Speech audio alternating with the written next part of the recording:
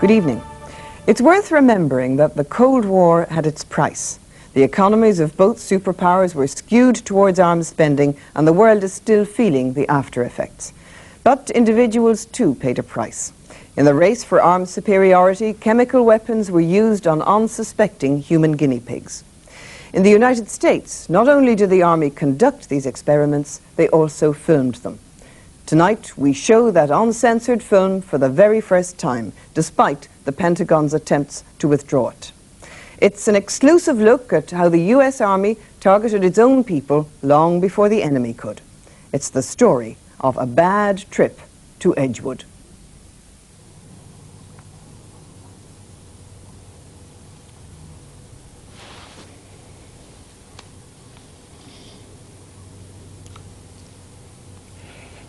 I've served twice in Vietnam. I have never had anything that was so terrifying as that experience with the LSD. Never. I thought I was going crazy. But I didn't know what crazy was. It was that bad. I couldn't define crazy, but I knew that whatever this was, it was horrible.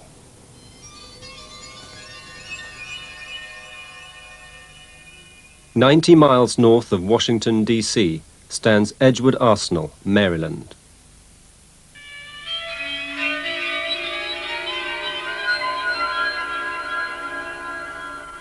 From World War I to the present day, it has been the center of the US Army's research into chemical warfare. Within its laboratories, bizarre experiments took place. By giving a cat LSD, Edgewood Arsenal's scientists could turn nature upside down.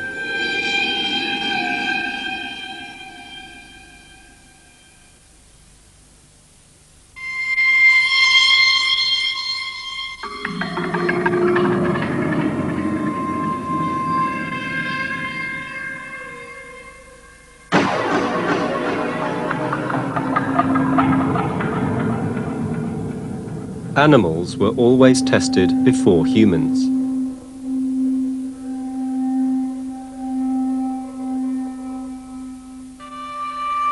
Army scientists wanted to learn about the dose levels of nerve agents and chemical compounds, what would incapacitate and what would be lethal in an attack, and how their troops could defend themselves under attack.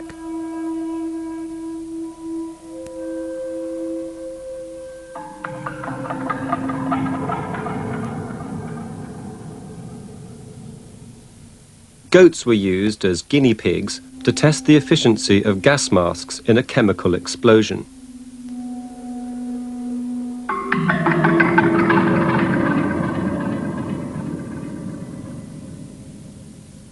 But experiments were not confined to animals.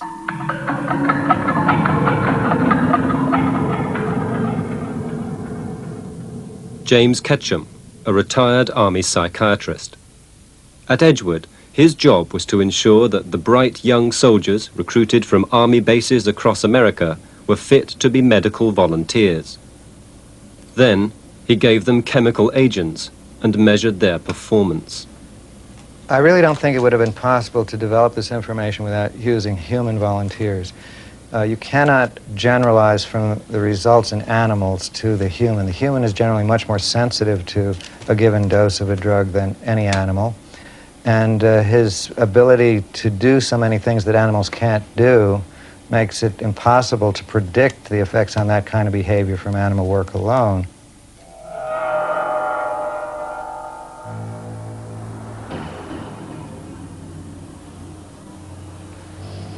They came around one day and called a formation, you know, everybody get in a group. And they started asking about who would like to go to Maryland to test new gas masks, over-the-counter cough medicine stuff. And I was thinking about it, and I had been doing a lot of guard duty, KP duty, you know. That was really sickening. Well, when they said 3-day pass every weekend, no guard duty, no KP, and all you had to do with this, I just snatched my hand in the air and volunteered, you know. From my understanding of their presentation, I would be testing riot control gear, stuff like tear gas, riot control gases, and equipment. And I had no idea that what actually happened to me would have been done to me while there. Some guys stuck their head in a sealed, like a cubicle thing, and they sprayed gas in their face. Some guys was operating tanks and stuff, and they sprayed it a cloud. They had to drive through the things.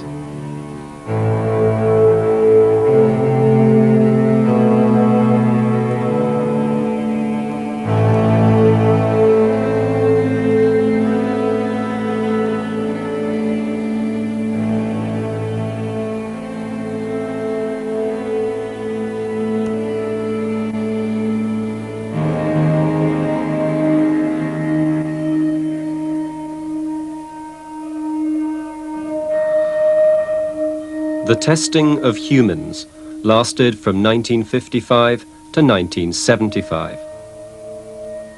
7,000 soldiers were used as guinea pigs. Half were tested with psychochemicals, mind-altering drugs like atropine, scopolamine, and BZ. But the GIs were never told what kind of drugs they were being given or what effect they would have. When they came in to give me the injection, they told me they was going to give me this injection. I questioned it. What is this for, you know? Well, I said, what's in that? What's in that? I want to know what you're giving me. Don't ask questions. This is something that you're told to do. I said, well, what is this going to do to me? Because I was kind of apprehensive. I was getting scared at the time. I said, what if, you know, what are they giving me here? There's nothing wrong with me. I don't need any medication or anything. So, and I asked, well, what's the purpose of this injection, you know? Never mind, don't say nothing. Just do what you're told. Just lay there. And that was all. Several weeks later, on a windy, bitter, cold day, the same volunteer ran the course again. This time, he received a small dose of a chemical compound just before he started his run. The chemical involved was PCP, better known today as the dangerous and illegal drug angel dust. He felt compelled to disobey his instructions not to touch the platform when he jumped.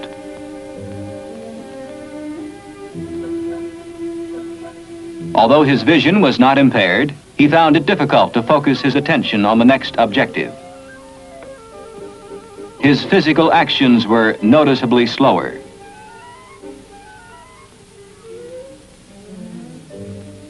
His motor coordination was disrupted because of the compound's effect. PCP gives the subject the delusion of unnatural strength. How do you feel? I feel pretty good, sir. Do you? Are you cold? No, I'm not cold at all. Are you tired? No, I'm not tired. Well, I could run. Could do some more, could you? Yes, sir. I could run. I run 100 miles right now. Is that right? You That's feel right. Pretty pepped up, huh? Uh-huh. I run through it, and now I feel good, and I'm not tired, and I can run through it again. You see what I mean? Yeah. Pardon me for laughing. Did Sergeant Ditchkus give you any instructions about what you were supposed to do tomorrow? Sergeant Ditchkus? Yes. Let me see. What was I supposed to do tomorrow? Tomorrow? What, is today Thursday? Today's Thursday, that's right. Today's Thursday. Uh-huh. Well, tomorrow...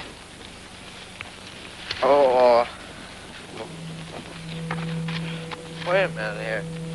You lost some buttons there. That's... I lost some buttons here. Thousands of volunteers received doses of a secret compound called BZ.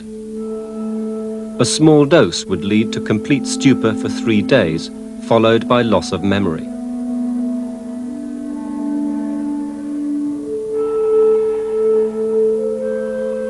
The army wanted to see how quickly different doses could incapacitate their fittest and most intelligent soldiers. And between 1955 and 1967, Edgewood Arsenal was responsible for testing 740 soldiers and 900 civilians with one of the most powerful drugs known to man, the hallucinogen LSD. People in my field were well aware that LSD was a potent drug, that it could cause deviant responses, that people could do dangerous things to themselves and others, act impetuously, and so forth. And so we had to think about that a great deal. I didn't want to do any studies with LSD until we had a secure environment. And when we had a secure environment, by which I mean a fully padded room, a nursing staff around the clock, and when we had developed screening to the point that we could, we thought, identify individuals who were at risk for having a psychotic response to LSD, then we tentatively and cautiously began to give small doses. 2 hours later, the squad, all except the drill sergeant, now drugged with LSD, again was ordered to fall in. The response was not the same. Notice the volunteer who salutes several times. 5 minutes later, his severe depression caused the medical officers to end his participation in the test. But in marching, the drugged squad, although starting fairly well, gave a sluggish and ragged performance. After a few minutes, the men found it difficult to obey orders, and soon the results were chaotic.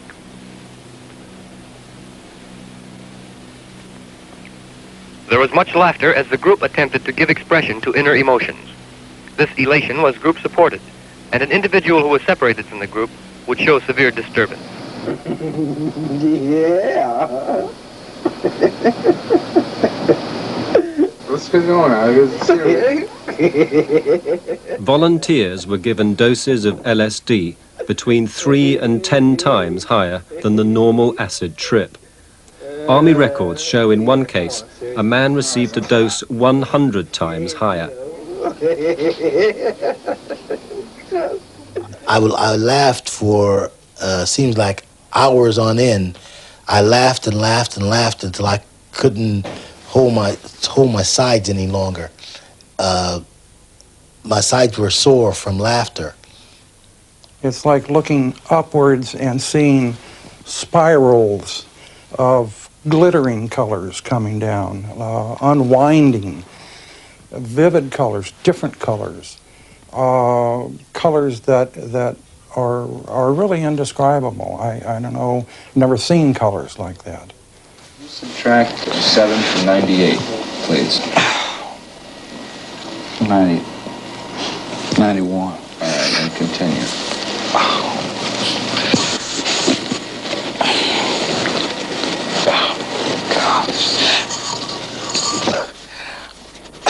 What would come next?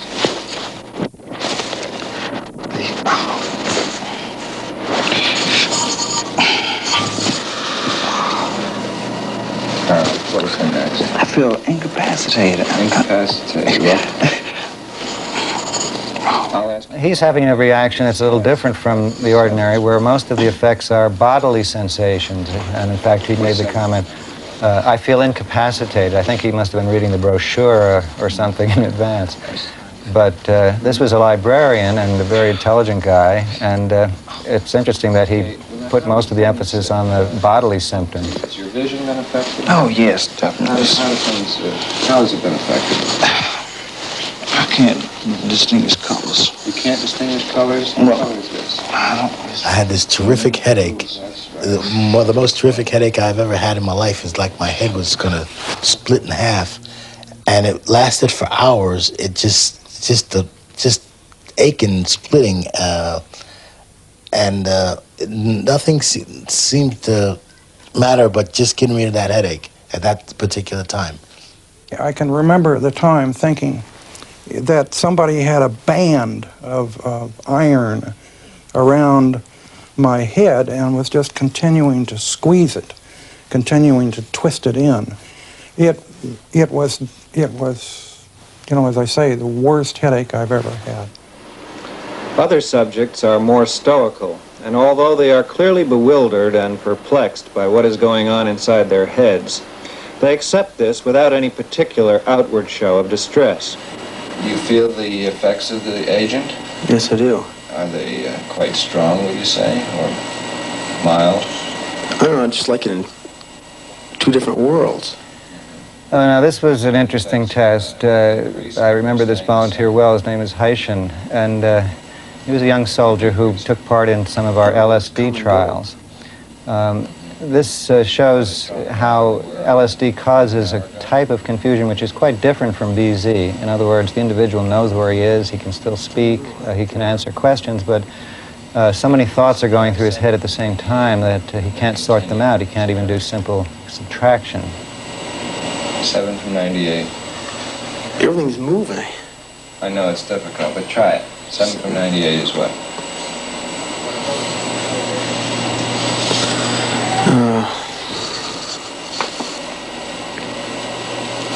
92. 92.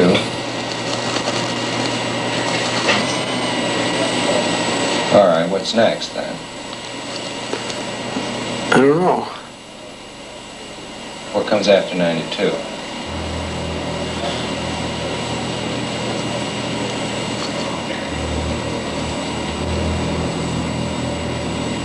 Can you subtract 7 from 92?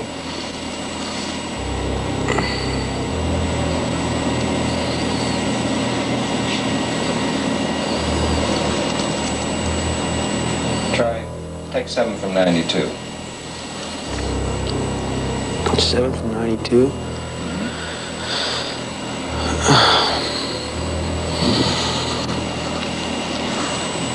God. One of the things that they stressed, it says, they would say, does your foot or your arm feel like it's no longer part of your body? And they would ask these questions all the time.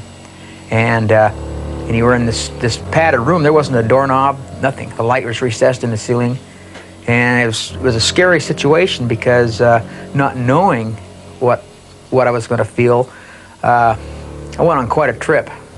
I mean, the walls inside the building were like blowing curtains in the wind, and they would ask me questions, and all the time, well, what do you see? Because I was dodging things and ducking, and the nurse would ask me, why are you doing this, or what do you see? And I would tell her.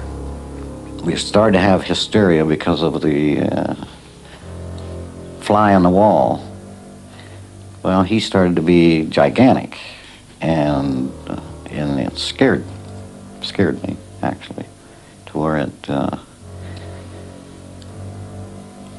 you didn't know what to do. You was frightened of it, but there was nothing you could do about it. It seemed like I couldn't move to defend myself or nothing because of the experience I was experiencing. It was really a bad situation, and I knew it at the time, but there's nothing I could do about it. I was totally incapacitated. I couldn't do nothing. I couldn't move anything. Everything was slowing down. I had no function of my body. I couldn't hardly write. They give me them, like I said, they give me them math problems again. I couldn't hardly write. I couldn't hold my arm up. I started seeing giant spiders that appeared to be about 2 or 3 feet in size all over the walls. And I'm not normally scared of spiders, but I mean, the size just blew me away. I could not believe they were in there. And it frightened me that these things were so big and there were so many of them in a little room. And I started seeing boils on my body and blisters.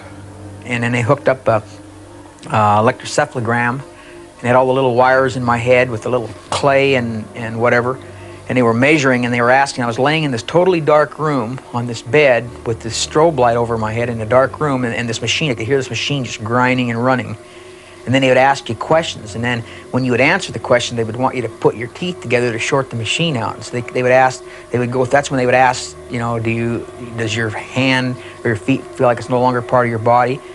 And then they would turn the strobe light on, and that thing would start flashing real slow, and then it would go faster and faster, and pretty soon all you would see is 2 giant pinwheels, just multicolored wheels on the ceiling going in opposite directions, and then the whole bed is floating. I became really frightened because the instructor was holding something in his hand, and I could not understand what it was. I was told later it was a gas mask, but I thought it was the head of the battalion commander. I thought he was holding this thing up, and it was a battalion commander's head. An Army doctor came in there and wanted to check me, and the reason I know he's an Army doctor, I saw his captain bars on his shoulder. And I kept wanting him to come over to the bed because I wanted to kill him. I never knew the individual. And I just begged him to come over to the bed. Because all I wanted to do was just kill him.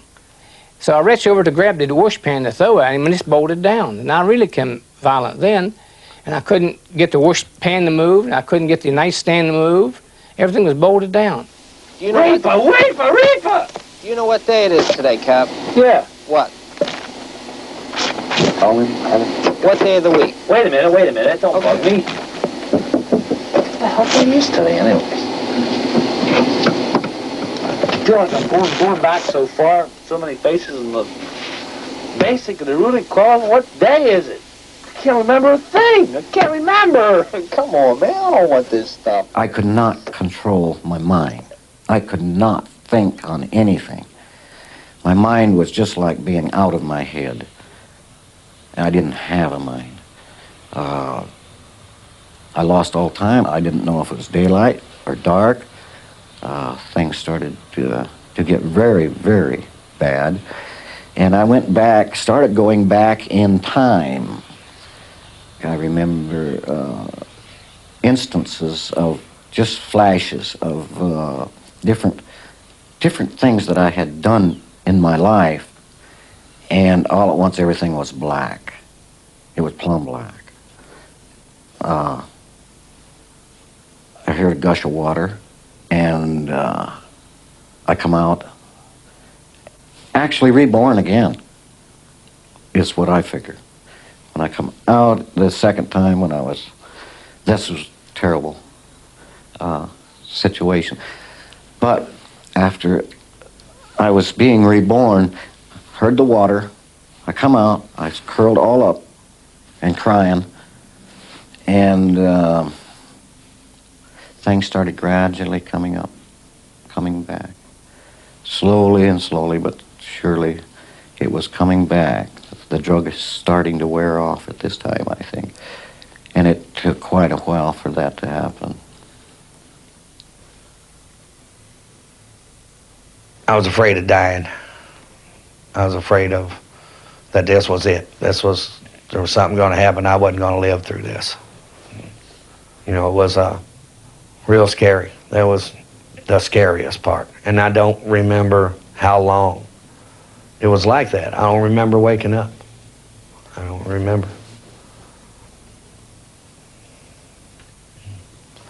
I was ordered not to tell anybody about any of the procedures they used or what happened when I left there.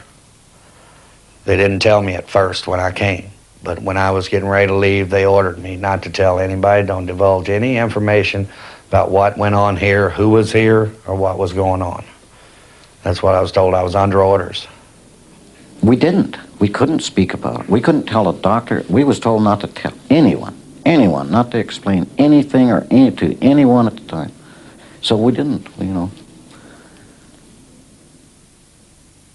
The volunteers kept their secrets. They left the Army's testing centres with no warning about the after effects of the drugs and compounds they received. But for some, their trip to Edgewood was to have devastating consequences.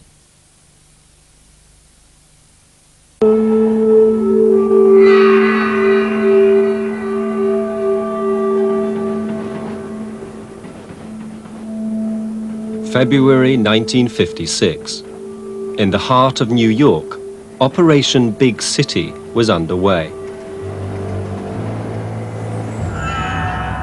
A Ford Mercury, specially adapted with a hidden exhaust pipe, pumped out bacteria onto the streets of Manhattan.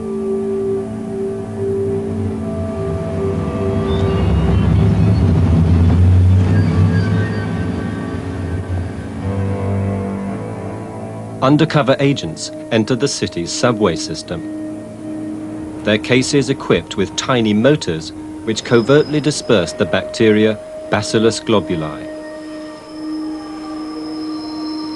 10 years later, the army returned.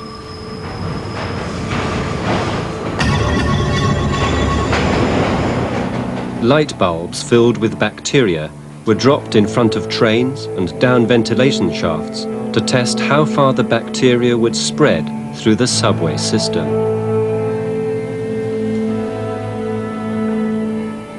For years, these public experiments were kept secret from the citizens of New York.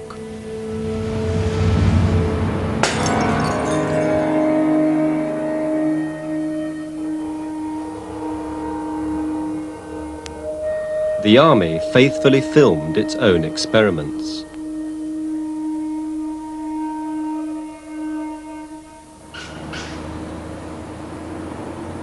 This Washington, D.C. bus station was the site of another secret test. 30 similar trials were conducted at public locations all across America. One of the earliest experiments had fatal consequences. In 1951, the army sprayed the bacteria Serratia marcescens over San Francisco. 11 hospital patients developed a mysterious infection, and within days, Edward Nevin died from an illness caused by the same bacteria. In 1953, CIA employee Frank Olson leapt through his bedroom window on the 10th floor of this New York hotel. 9 days earlier, a fellow CIA scientist had secretly spiked his drink with LSD. It took the government 22 years to acknowledge its role in Frank Olson's death. Another cover-up concerned the death of a civilian, Harold Blower. Suffering from depression, he was a patient at the New York State Psychiatric Institute. There, he and 5 other patients were unwittingly tested with mind-altering drugs by doctors who'd signed a secret contract with the US Army. Again, it was more than 20 years before his family discovered the truth. In 1975, I was living in California with my 2 children, and there was a knock on the door, and 2 people in uniform were at the door. They said they were from the Pentagon, and they wanted to talk to me about the death of my father. And I told them that my father had been dead a long time. They came in and they told me that they had found papers at the Edgewood Arsenal in Maryland, and these papers had information about my father's death. It took Harold Blower's family 15 years of fighting the government in court before a judge's ruling established the facts. On January 8th, 1953, between 9:53 and 9:57 a.m., my father was injected with 450 milligrams, or 6.47 milligrams kilograms of body weight of EA-1298. According to the drug study notes, at 9:57, my father became very restless and had to be restrained by the nurse. He began sweating profusely and flailing his arms wildly. At 10:01, he pulled up in bed, his body stiffened, his teeth clenched, and he began frothing at the mouth. Similar reactions continued for over an hour. My father was still talking and moving his legs randomly at 11:05. Finally, at about 1.5 hours after the injection had begun, my father lapsed into a coma. He was pronounced dead at 12:15 p.m.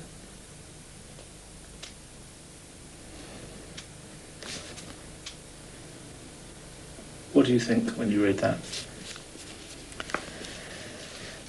I think they murdered him. They had a drug to test, and that's all I cared about. They didn't care whether he lived or died. All I wanted to know was the results of this particular drug. And they took his life. And they made him suffer. They made him suffer terribly, not only before the injection with his fear and his not wanting to have it, but his death must have been just awful. And there was no need for any of that.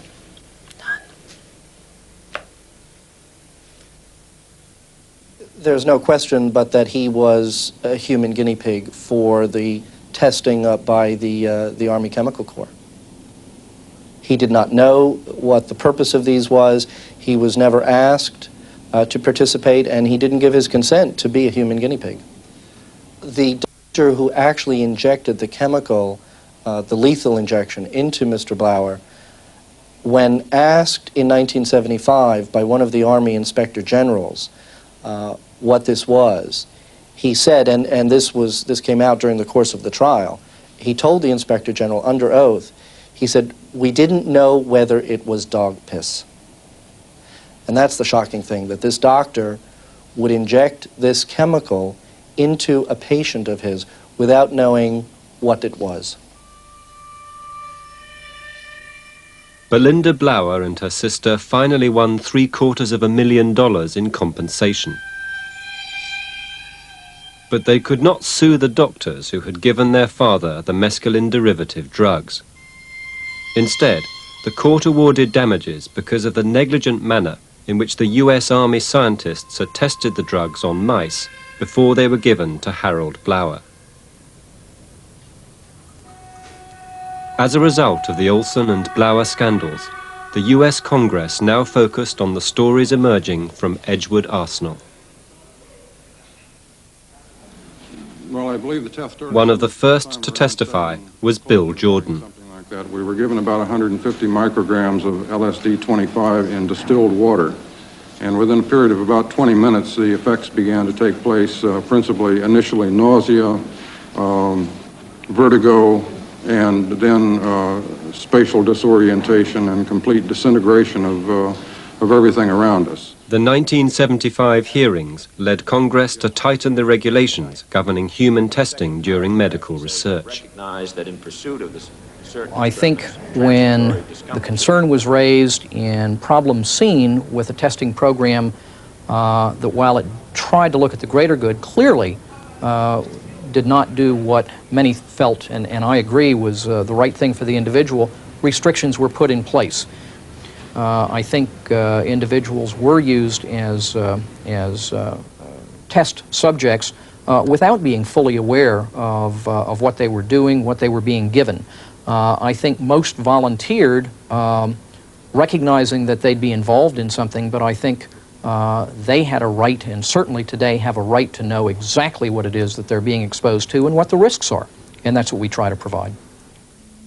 Congress also demanded follow-up health checks on the Edgewood volunteers. But of the 3,500 men used in psychochemical experiments, only 220 were ever re-examined by doctors. The reports concluded that they faced no long-term physical risk. The surveys had given the Edgewood tests a clean bill of health. But the Army's own study revealed one disturbing and forgotten statistic. 24% of the volunteers re-examined had reported long-term adverse effects. Not physical, but psychological. 2 weeks after I left Edgewood is when the flashbacks started. And they have lasted now for 20 years until I finally got some medication to help me control it. It don't never stop in your mind, but the medications keep you from being terrified over it. And this is the way I've lived all these years. I thought I was going plumb crazy. And I was afraid of that too. I didn't know what to do, and I lived with it until I got out of service in 1959. I came home and tried to work. I could not hold work, could not hold a job. My mind just wouldn't function. One day in particular there in my unit, I had went to the arms room where we kept our weapons, withdrew my .45 caliber pistol, went into the barracks, totally disassembled it, and was having a class, beautiful class, except I was the only one there. the battalion executive officer walked in and wanted to know what was going on, and I told him that I was giving a class. Well, he just immediately walked out, you know, and I realized that I was the only one there, and I reassembled the pistol and turned it back in. Jim, why didn't you go and get some help from somebody? You must have thought something was going wrong. What was going through your mind, and why didn't you get any help? I knew that I was having a problem, but in those days, in the early 50s, if I would have went to the Army doctors and said, "Doc, I have a problem. I go places, but I can't get there. I see things that isn't there. I do things that's out of the ordinary for a human being. What is my problem?" He would have said, "You're crazy. You have a psycho problem. We don't need psycho problems in the Army. Goodbye." Then I would have been out the door with a wife and 5 or 6 children with no place to go. So I hid my problem. I cried in my own corner.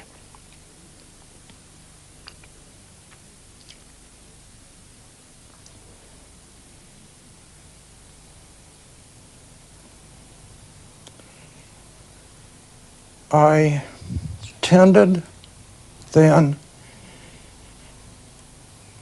to hold in any symptoms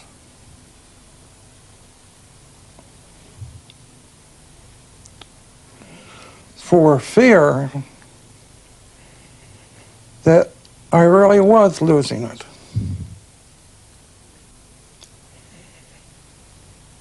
And shortly thereafter, I had a grand mal seizure. And for the next 30 years, I was an epileptic. And I had grand mal and petit mal and psychomotor seizures.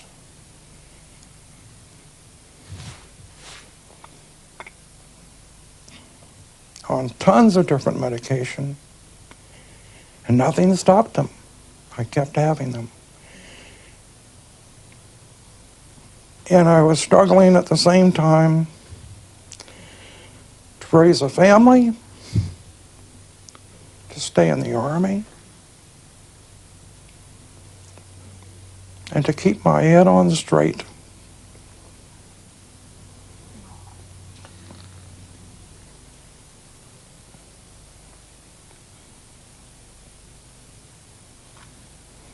Well, I think probably more of them would have volunteered if they knew what was going to happen to them. A lot of them regarded this experience as a very interesting adventure. And in fact, we had a number of them volunteer to repeat the experience. We did do some studies where we gave the same drug on 2 occasions, say separated by a couple of weeks, or 2 different drugs. Some individuals received BZ once and then maybe a couple of weeks later might get a dose of LSD. I've had diabetes, nervous breakdown, and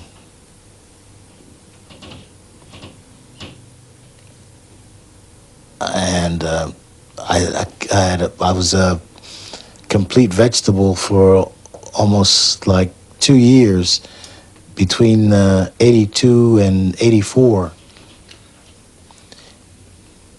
That had to be something that in the interim between the time that I went into the service and the time that I came out, that that changed me. I don't know whether it was the military itself or whether it was going to Edgewood. I can't say whether it was or not, but there was a change in me, in my total outlook on life and the way that I viewed my future. My personality had just changed. My mother had made numerous statements that I wasn't the same person I was prior to the test. Well, she didn't know what it was, but prior to my trip to Edgewood. And I went from being a pretty much passive person to being an aggressive person. I would lose a hair trigger temper, and it would just be over piddly things. I mean, you and I might be sitting here talking, and just all of a sudden one word would come out wrong, or something, a child might drop something, I just lose my temper, and just literally, I've thrown plates. I've put my wife through a wall, through the sheetrock wall when I've lost my temper, and thank God she wasn't hurt. But we were sitting there talking, and the next thing I lost my temper, and I reached, and I wanted to just have her quiet, and I grabbed her by her shoulders and went back with her, and she went through the sheetrock on the wall. And it scared the life out of me, and I've had violent episodes with my children, with my wife, and with people I work with. And it's over little things, nothing significant. Because of the secrecy involved that we were told from Edgewood Arsenal not to discuss, my wife didn't know about this until 1980. And this was a period of 7 years of our married life that she had no knowledge of what was going on with me. It was just a total loss to her why I would become violent and break into rages, you know, and whenever I'd have a seizure, she couldn't understand why. It makes me sad because I've lost a lot of my family. My closeness with my family, my brothers, my mother till she died, it was more of a, I'll see you once a year, and I can't see you any more than that because I don't know what's going to happen to me. And with my daughters and my wife, I can't get close to them like I want to. I can't hold my daughter and hug her. I can't tell her I love her. Something inside has just changed. It's just eating at me, and it's torn at them. You have to ask, what else could be a cause of this feeling of going crazy? What else could be a cause of these problems that develop years later? How logical is it that a psychological experience or even a pharmacological experience years ago would suddenly pop up later and cause one to go nuts? It doesn't make sense to me, and I haven't seen any systematic demonstration of this fact. For a long time after Edgewood, I had weird dreams about somebody coming in, taking me, and doing, you know, strange experiments and all kinds of stuff with it. I would say at least 5-6 years afterwards, I was still having the same dreams about, you know, just being physically unable to do anything about the situation. If they had told somebody, said, hey, we use this individual for LSD, he may be a little flaky now and then. He may lose his bearings, but cuddle him, take him to the medical people and talk to him, counsel him. But, you know, just don't throw him into the ditch and, you know, let him go. Because it was so hard on my family. You know, when I got back, they didn't understand what was going on. My parents didn't understand. Even my close friends, they didn't understand. You know, they figured, you know, he's really out of it. You know, what's wrong with him? Did he get hit in the head? Did he got shell shocked? But if they had just told somebody, you know, and patted me on the head and said, boy, you did a good job, you know, but now you're a little sick. The people were not informed. They were not fully informed of what the hazards were, what the dangers were, how unstable LSD was, and how each individual can have separate reactions to the same dosage. And of course that there was no follow-up. It was like, hey, you know, no big deal. Just trot along on your way.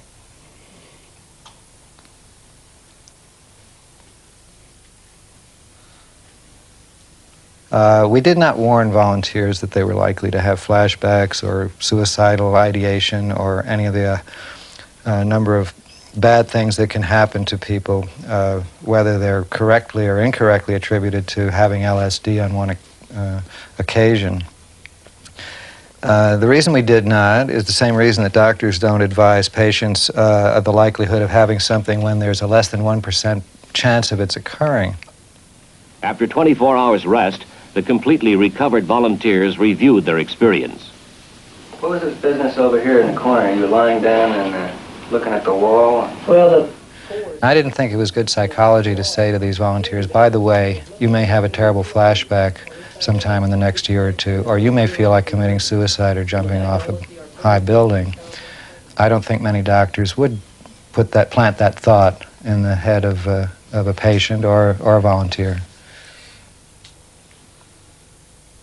No one ever told me from Edgewood that there would be any after effects or anything from the testing that was done there. What do you think about that now, looking back on it? I feel very disappointed that my country would do something like that to me and not inform me of potential dangers. It tugs at my patriotism. They had no follow-up on it. No doctor saw me. And like I say, for over 20-some years, they just wouldn't tell me what they give us so we could be treated for it.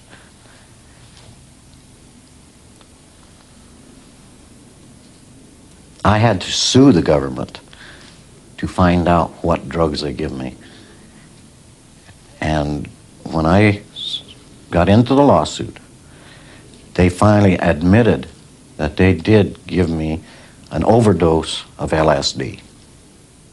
But Calvin Sweet received no damages because the government has immunity from being sued by its own servicemen.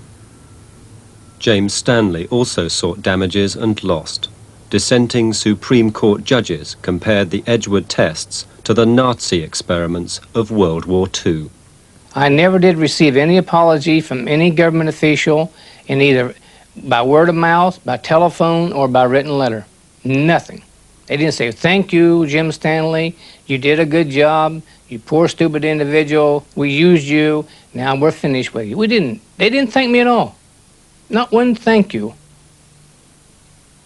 You know, even an old shoe, when you throw it aside, you say, "God, you was a good old shoe, I hate to throw you away." But not Jim Stanley, not the rest of the individuals that took that test. They didn't say thank you at all. James Stanley was once the youngest Master Sergeant in the US Army. He spent the last 3 years fighting to have a private claims bill approved by Congress. If he succeeds this year, many more guinea pigs will come forward to claim compensation for the long nightmare of their trip to Edgewood.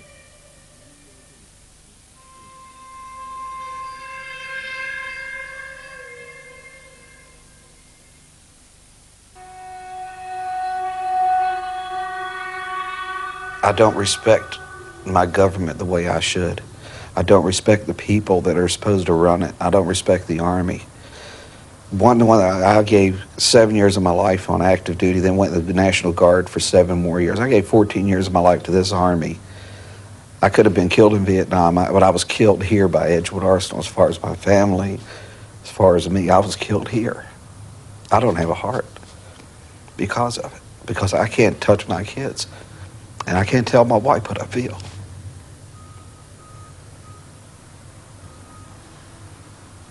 I would say that people aren't to be guinea pigs. People have brains, they have emotions, they have feelings. These things aren't to be experimented with people.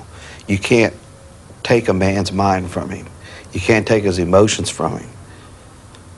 You just can't take these things from a human being. And that's what they did.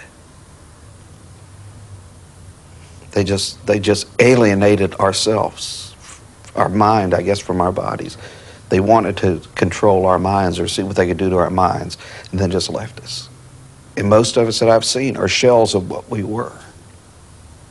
We want to be what we were, not what we are.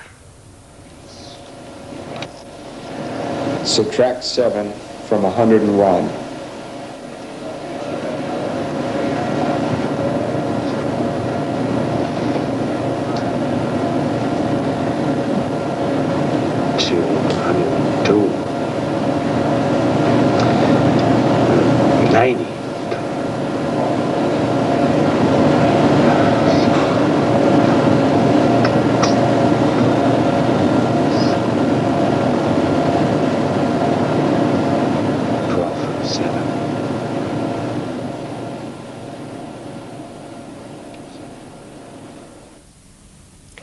James Stanley is now pursuing his private claims bill for compensation through Congress.